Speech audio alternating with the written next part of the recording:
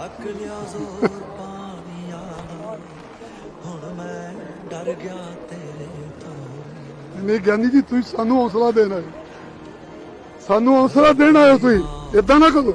ਤੁਸੀਂ ਸਾਡੀ ਔਖੀ ਕਰਨੀ ਚਾਹੀਦੀ ਸਰ।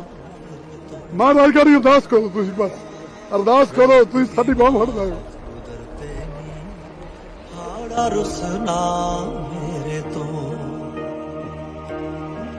ਮੈਂ ਪੰਜਾਬ ਬੋਲਦਾ